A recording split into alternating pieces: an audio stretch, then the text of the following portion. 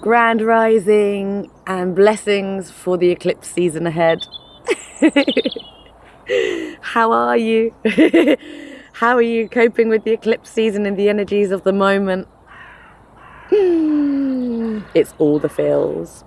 So, full moon eclipse. Yoo-hoo! Full moon in Virgo on the South Node. South Node representing our past, where we've come from, past lives, past versions of ourselves. We also have Venus and Mercury in retrograde. That looks like communication breakdowns.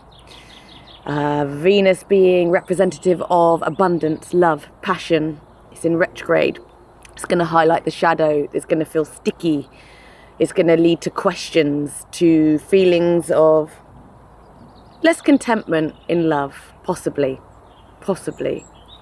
Retrograde isn't all about breakdowns, and it can be very useful time to really reflect on miscommunications, to embrace the energy, to see where needs a bit of love, to see where needs your attention, what needs work.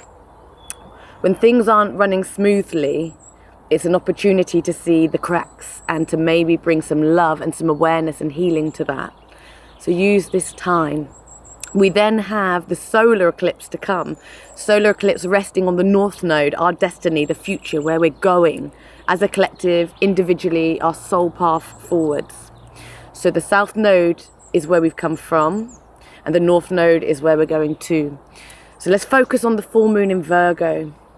Virgo is representative. It's all about our working life, our health, purification, perfectionism, service, giving, energy. It's about organization.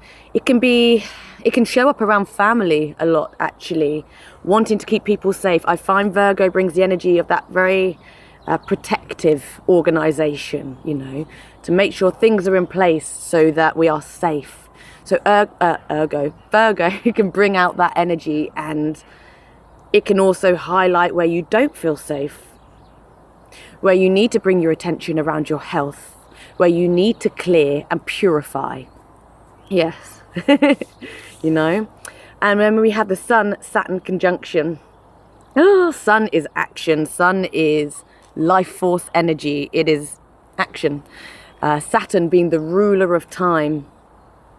This can really highlight feelings of exhaustion, giving too much, because you've got that Virgo, the want to give, to be of service. And then we've got the Sun. So, we've spent a lot of time giving, a lot of action outwards, It can also really bring us into sacrifice. Yeah, sacrificing a lot of energy. And I think in this moment, for those who are working with energy, who are aware of the inner shadows, who are aware of the work that needs to be done both individually and collectively, you are exhausted in this moment. Maybe you're feeling like, I haven't got anything left to give. So for all our light workers, for all our witches, our shamans, for all our healers, for all those doing this work, thank you. Please keep going.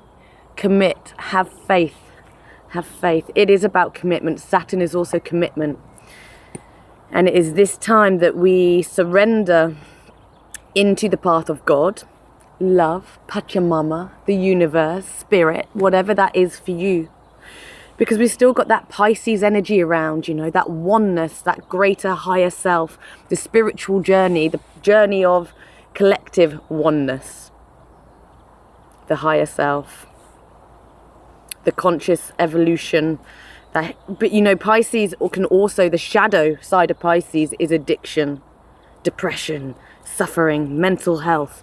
So, where we've got all these beautiful kind of lighter points of reflection, we always have the shadow. Life is about polarity. But that's so beautiful, because we can pour our love into the places that need it. We can shine light into the shadows. We can embrace the energy, the greater forces, work with them to alchemize the inner and the collective shadows.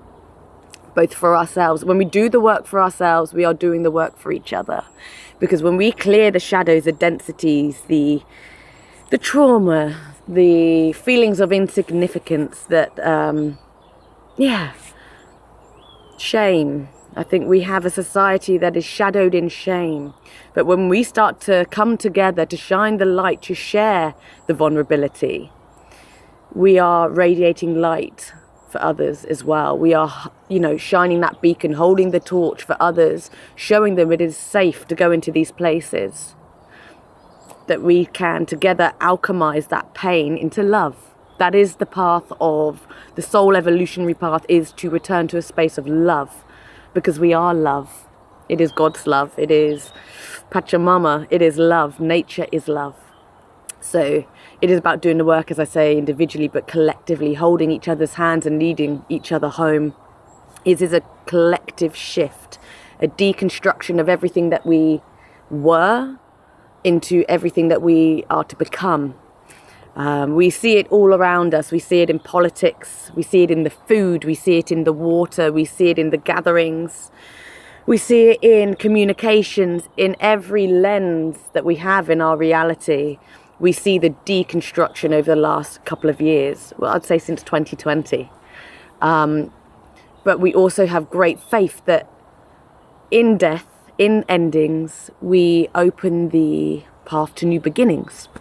We cannot walk a path of new beginnings until we are willing to step off the path and end and cut the cords of the past, cut the communications, to relieve ourselves from that reality so that we're able to embody fully and step fully into the next.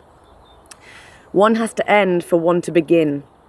And I really feel that that is a notion that many of us have really embraced this winter, to let ourselves fully die, to fully surrender into the death and the darkness, be it physically, emotionally, mentally, spiritually, energetically, so that we are able to be reborn in the spring for Astara in a matter of a week or so. How will you be celebrating this rebirth? How will you be shining that light into yourself, your family, your community, your tribe? Will you be dancing around a fire, sharing medicine? Will you be feasting on beautiful foods, singing your songs?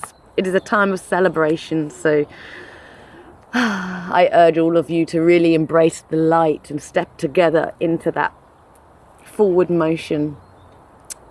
So your full moon rituals, what might they look like? I really feel the attention and intention of release is around cutting the cords of conversations to our energetic past selves, past behaviors, patterns, actions, and our past reality, who we were, cutting the cords to who we want to become. You are so infinitely powerful. You are a manifester, a creator. So embrace this time to release old patterns, to write down what it is you want to let go of. Throw it to the fire.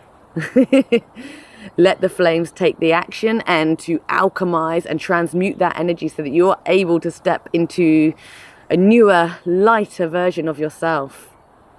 The way we communicate with each other, the way we communicate with ourselves, it is really time to purge, those old happenings, those old ways of relating. Virgo is all about the purge as well. This is an eclipse. It's all about the purge. Let it go. Really let it go, not just for yourself, but for maybe the people you love, maybe as the collective, as I say. Listen to your body. What is your body telling you? What is your body whispering? Because Virgo is all about the health. This is a time where we want to bring it back. Bring it in. Bring it in. As I say, listen to your body. What hurts? What aches? What needs your love?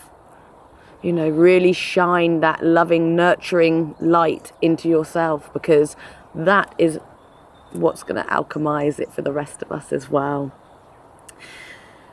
Radical acceptance and balance is the last thing I want to share on that subject. Radical acceptance. Have faith that everything is exactly as it's meant to be in this moment, however painful, however beautiful. Nothing is permanent. Everything is creation. Creation is a continuation of time moving. And what is time other than creation? So use this time to really kind of bring acceptance to where you are in this moment. Because in acceptance there is peace. And I truly believe that my priority has become protecting my peace at all times, because in doing so, I'm a better person. Quite honestly, quite simply. A better person in the fact that I am a more accepting person, a less judgmental person with less expectations. Because our peace is disturbed when we become disturbed by life not being as we expect it to be, rather than settling into life is just as it is. It's in the acceptance that we find peace. So maybe this is a great ritual for finding acceptance, embodying that peace, letting go of those expectations of self, of others, of your reality, and moving forwards with a little bit more peace, a little bit more awareness of what that peace is within. Yeah. So happy full moon eclipse. May you move through this moment with grace and come out the other side feeling anew, lighter, brighter, so you can shine that light and that torch for others to guide them home. Because we are merely leading each other home. And yeah, I'll see you on the other side. Have a beautiful, blessed day. Go howl at the moon and dance around a fire. And embrace all that you are. AWOOOOOOO.